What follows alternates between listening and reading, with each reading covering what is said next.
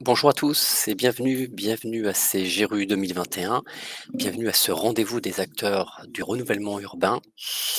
Cette année, un format un peu particulier, 100% digital, avec toute une série de rendez-vous, dont ce REX, ce retour d'expérience qui vous permettra, au travers d'un témoignage d'acteurs de terrain, de bénéficier de méthodes et de pratiques.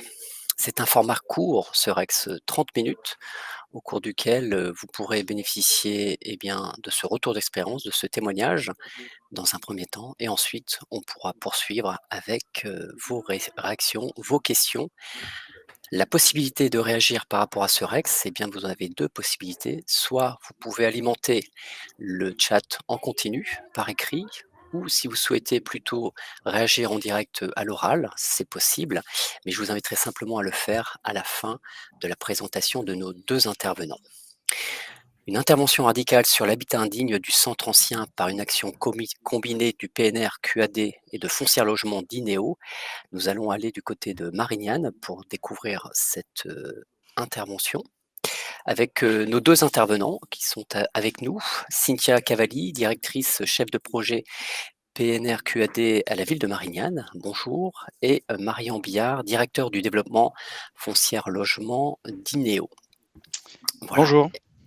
Bonjour à tous les 2 et je vous propose tout de suite, de nous présenter ce retour d'expérience, cette intervention radicale sur l'habitat indigne du centre ancien de Marignane.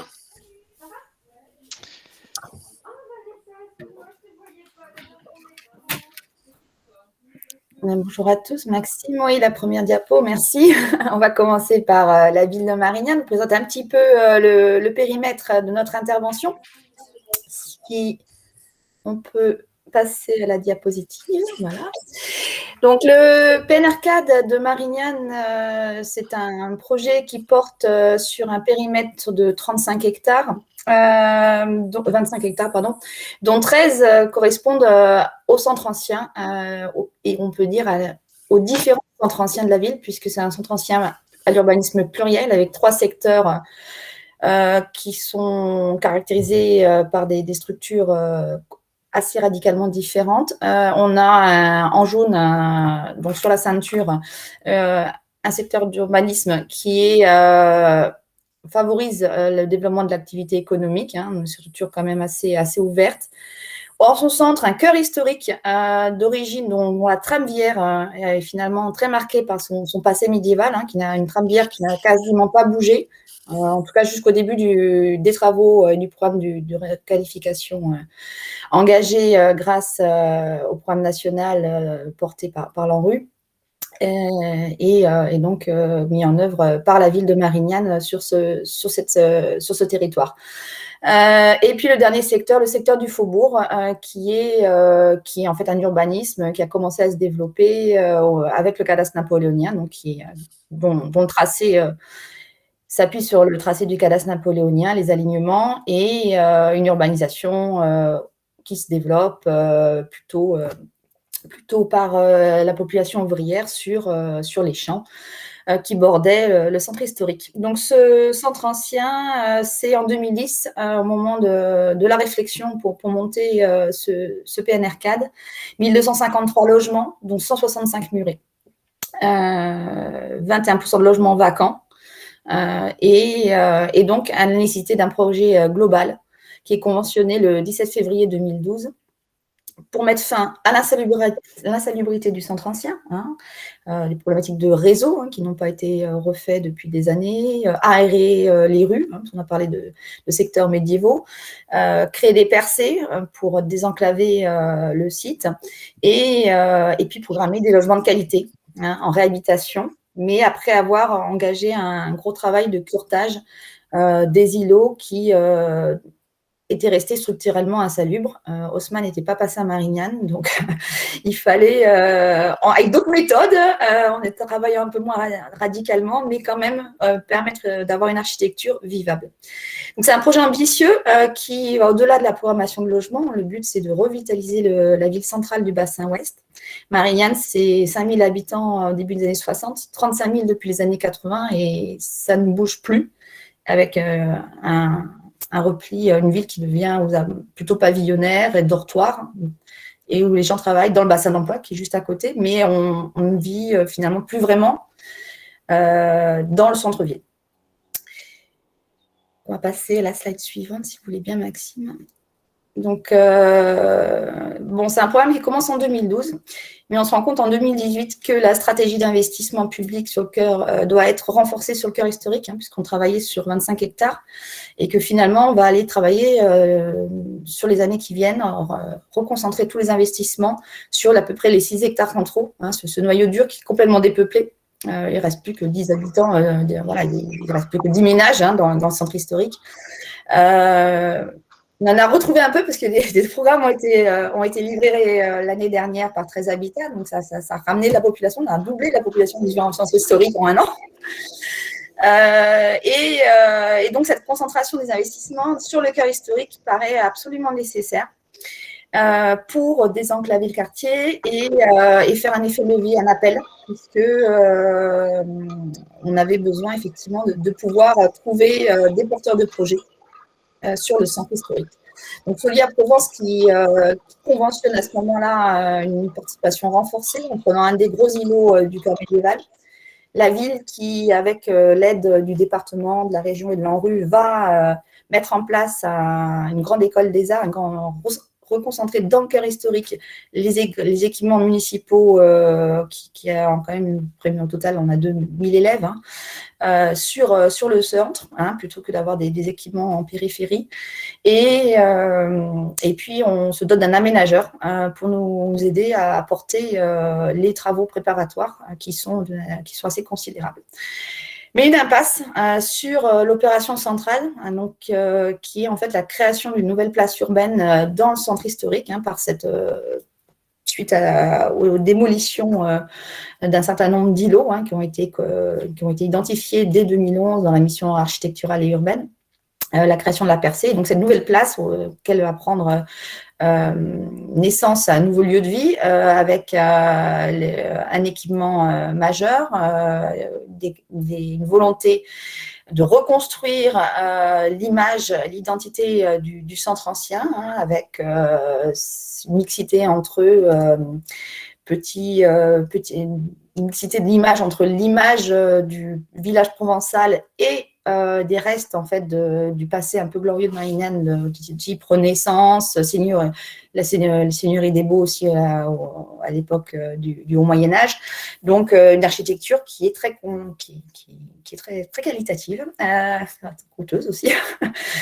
Et donc malgré tout ça, effectivement, un appel à projet de promoteur en 2016 qui se retrouve sans suite, et une étude préopérationnelle d'aménagement qui dit finalement qu'est-ce qu'on va pouvoir faire à part de la démolition-reconstruction, ce qui était un petit peu incompatible avec la volonté de recréation de cette identité villageoise provençale avec son évolution patrimoniale un peu plus riche de l'époque de la Renaissance. Donc, en 2018, voilà un petit peu pour illustrer, vous avez à gauche le plan périmètre du PNR4, les fameux 25 hectares, avec les créations de poches de stationnement, la réflexion globale, et puis la nécessité de venir finalement concentrer pour, d'ici 2025, livrer un projet, un quartier fonctionnel, attractif. Donc, une concentration sur le cœur historique, l'image de droite que vous voyez avec les requalifications de tous les espaces publics, les équipements publics qui sont livrés ou à livrer et le programme immobilier qui doit prendre place autour de cette nouvelle place avec une stratégie de boucle commercial qui est mise en place. On a ici un petit état de l'avancement, puisque vous avez la photo aérienne du centre historique en 2009.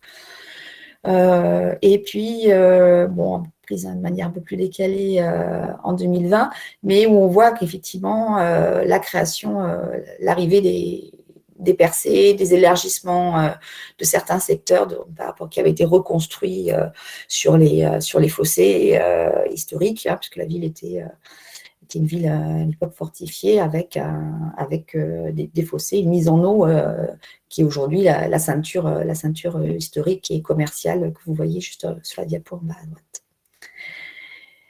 Donc là, c'est l'avenant 2 en 2018 est validé par le comité d'engagement de l'ANRU. On se retrouve avec donc un programme d'environ 59,8 millions d'euros. 55 sont des investissements publics, principalement donc sur les espaces publics, la requalification de manière qualitative de ces espaces. On est sur du pavé calcaire, du porphyre à l'intérieur du centre médiéval, et de la végétalisation tant que possible, et puis des équipements publics neufs, déplacés, créés avec une haute qualité d'accueil de la population.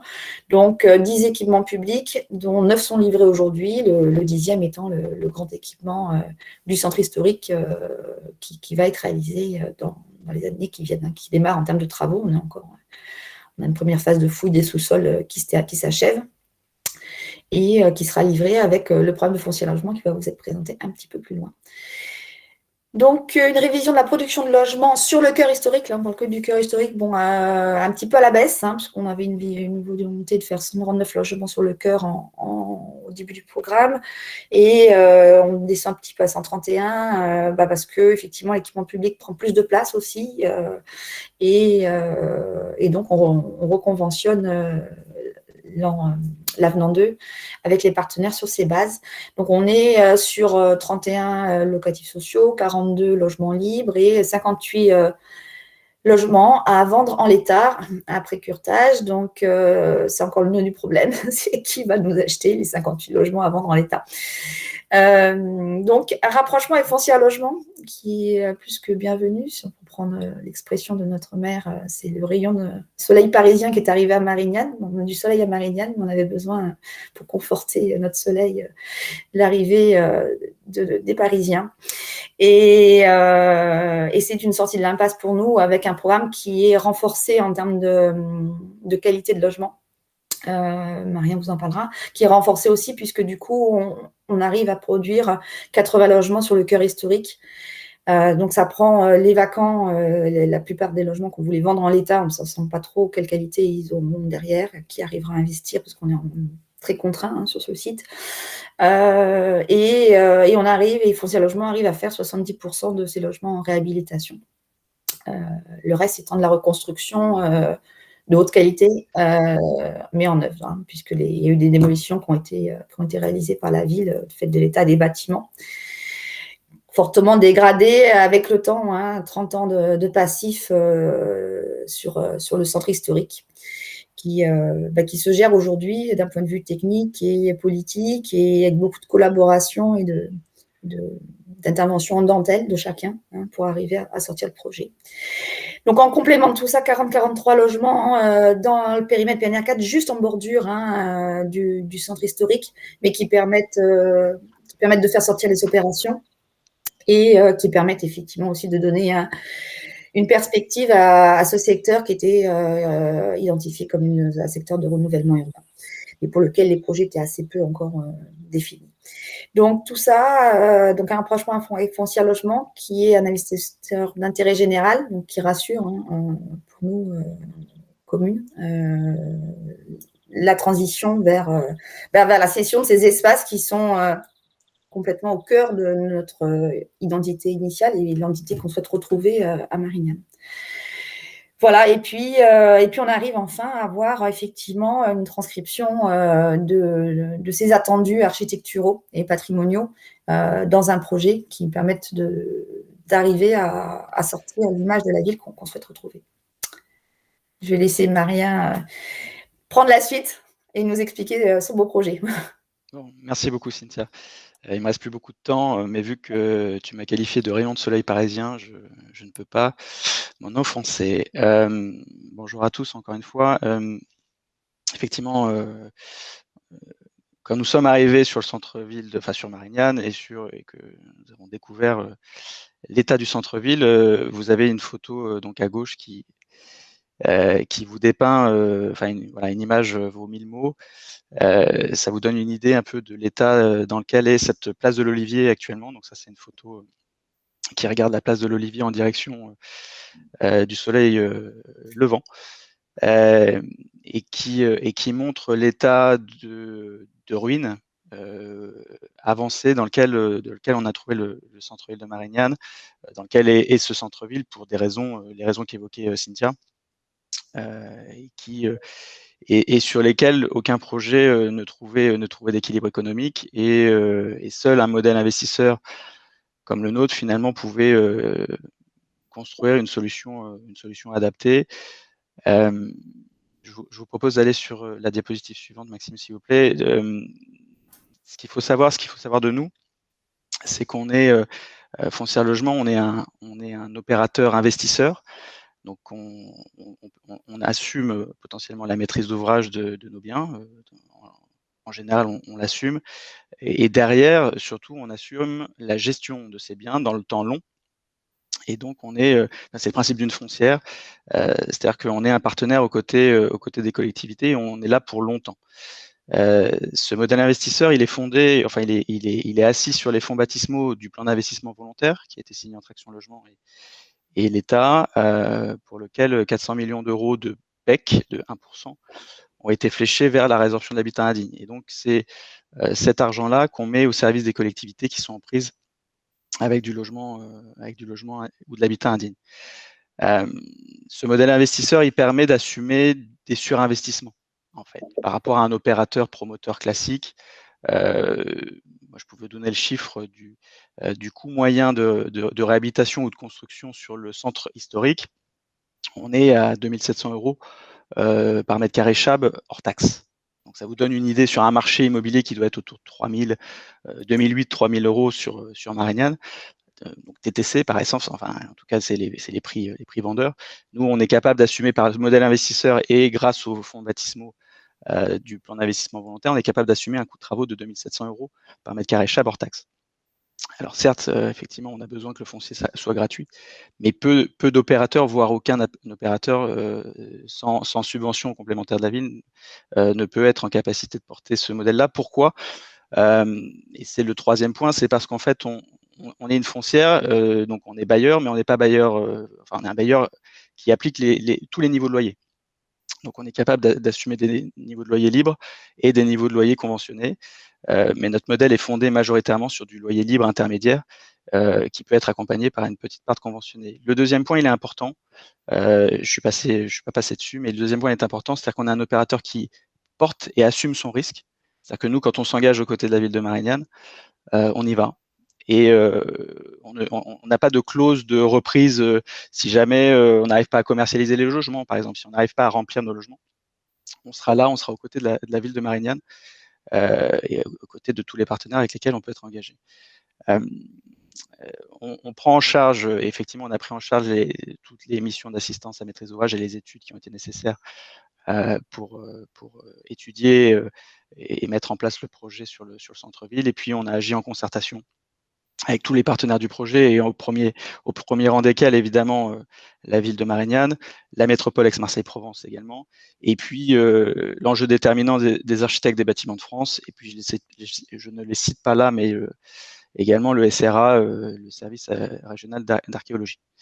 En tout, c'est 34 millions d'investissements qui sont investis par Foncière Logement pour un programme d'environ 120 logements. Je vous propose d'aller à la diapositive suivante.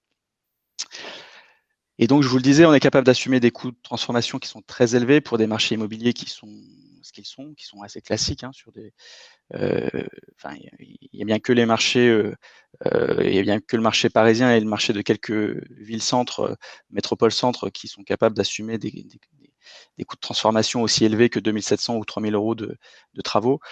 Là, le fait est que nous, en fait, on a une triple analyse de l'opportunité. C'est cette commune, la commune de Marignane est en zone tendue, et c'est ce qu'expliquait Cynthia, c'est-à-dire qu'il y a une attractivité de la ville parce qu'il y a une vraie qualité urbaine sur les franges de la ville. Et donc nous, on compte sur le fait. Et puis il y a eu un effondrement historique sur le centre-ville parce que tout ce qu'a expliqué Cynthia, effondrement de la valeur lié à la déréliction du patrimoine immobilier. Et donc nous, on compte finalement sur une remise à flot, une remise à niveau par notre action, du marché immobilier sur le centre-ville de Marignane, et donc retrouver aussi des valeurs immobilières qui seront celles qui sont en cours sur les bords finalement du centre historique, et dès qu'on s'écarte un petit peu du centre historique. Donc ça, c'est notre première analyse de la valeur. La deuxième, c'est qu'on est au cœur des zones d'emploi, et notamment de celle de l'aéroport, qui nous permet, nous, de répondre à une mission fondamentale qui est la nôtre, qui est de loger les salariés du secteur privé. Et donc, on sait qu'avec la bonne offre, au bon endroit, et on pense que c'est le bon endroit, proche des services, proche des équipements, on sera en capacité de proposer une vraie qualité d'habitat à notre clientèle. Et puis, évidemment, le sujet, c'est que on est au cœur de ce qui fait la qualité de vie en ville, et on va s'appuyer sur la proximité des infrastructures, la proximité de zones touristiques de grande qualité pour proposer cette attractivité et proposer des logements qui soient concurrentiels avec les zones pavillonnaires extérieures qui demandent tous les matins de faire 45 minutes en bagnole. Nous, on proposera effectivement des logements à des petits cadres, à des agents de maîtrise qui sont accessibles, qui peuvent accéder à leur travail à vélo ou à scooter électrique. Voilà, aujourd'hui, on va vous faire un peu comme chez le coiffeur, du avant-après. Je vais passer très vite parce que je vois qu'on déborde allègrement. Oui, voilà, voilà je me oui, permets, Maxime, vous vous êtes rendu compte, Marian, ouais, si on ouais, va avoir encore un peu de temps pour les échanges, donc je vous invite, j'atterris voilà. très vite. J'atterris très vite. Et ben voilà. L'opération, c'est 4500 mètres carrés de logement sur le centre historique. Et donc, vous avez eu l'avant-après. Donc, avant, un tissu de centre-ville en mauvais état. Et après, alors évidemment, les tons sont un peu pastels. C'est des vues d'artistes. Hein, donc, ce sera un tout petit peu plus patiné et le ciel ne sera pas forcément toujours aussi bleu. Mais c'est cette idée d'arriver à redonner plusieurs choses. Je vais aller très vite, mais quand même, c'est la question encore une fois, de répondre à un besoin de nos salariés. Donc, c'est une offre majoritairement T2, T3. Et puis, c'est comment on arrive en concurrence des logements RE 2020 neufs qui vont être très sexy, très attractifs. Eh bien, c'est comment on amène ce patrimoine-là ancien, intriqué, imbriqué, exigu, on l'amène dans le 21e siècle. Et donc, c'est des logements performants, traversants avec des espaces extérieurs, avec des loyers qui vont être abordables et qui vont nous permettre d'attirer aussi concurrentiellement grâce à une offre compétitive et qui permettra d'être concurrentiel de la maison. Allez, je vous propose d'aller sur la suite. Ça, c'est cette photo que vous avez déjà vue, la place de l'Olivier. Voilà sa transformation avec au fond, on le dessine très légèrement, c'est l'école des arts qui va venir s'installer, le fameux équipement majeur que la ville porte. Et puis, il y a un enjeu sur lequel je voulais insister très rapidement, c'est que agir en centre ancien, c'est évidemment retrouver de l'attractivité et du commerce et des services. Et donc, nos pieds d'immeuble prévoient des espaces de restauration, des espaces de commerce qui permettront de faire en sorte que cette image pleine de gens ne soit pas qu'un vœu pieux et que demain, effectivement, on retrouve cette image de village provençal qu'exprimait Cynthia. Et je vous propose, et donc avec 1000 mètres carrés de surface de commerce. Notre credo, c'est un partenariat fort. C'est la co-construction du projet d'ensemble qui, malgré tout, évidemment, soit viable sur le long terme. On ne vient pas n'importe où. On avait un terreau qui était évidemment extrêmement favorable suite à tous les travaux de la ville avec tous les partenaires du PNRQAD et notamment l'ANRU, évidemment. Et puis nous, notre métier, notre mission, c'est d'être un investisseur d'intérêt général qui intervient sur la France entière, qui est là pour déployer le plan d'investissement volontaire et accompagner des collectivités dans la résorption de l'habitat indigne, problématique hautement complexe. Et il y avait un dernier point, mais je n'ai plus à l'écran. Donc, oui, voilà. Et donc, on propose des engagements progressifs qui permettent aux collectivités d'être sécurisées très en amont.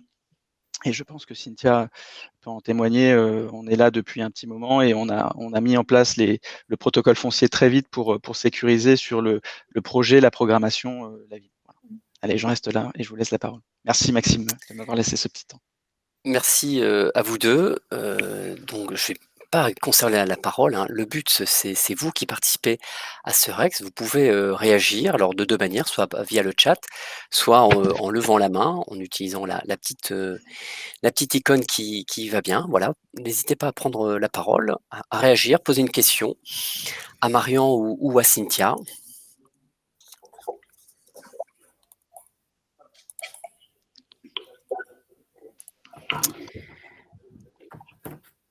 Allez, je vais commencer. Souvent, il y a quelqu'un qui... Oui, bonjour. Allez-y. Non, je trouve que là, on voit bien la notion un peu de force de frappe, quoi, qui est nécessaire pour avoir un effet levier compte tenu de la dimension du problème au départ. Et donc là, 6 hectares, peut-être j'ai loupé combien il y avait de logements au départ, mais enfin, c'était totalement dépeuplé. Donc il aura fallu, disons, au final, il aura fallu combien de temps où il faudra combien de temps pour le processus? Est-ce que vous pouvez nous dire c'est quoi? C'est 10 ans entre le début des contacts et puis le moment où l'opération va se terminer? Alors, Cynthia, si je peux amorcer.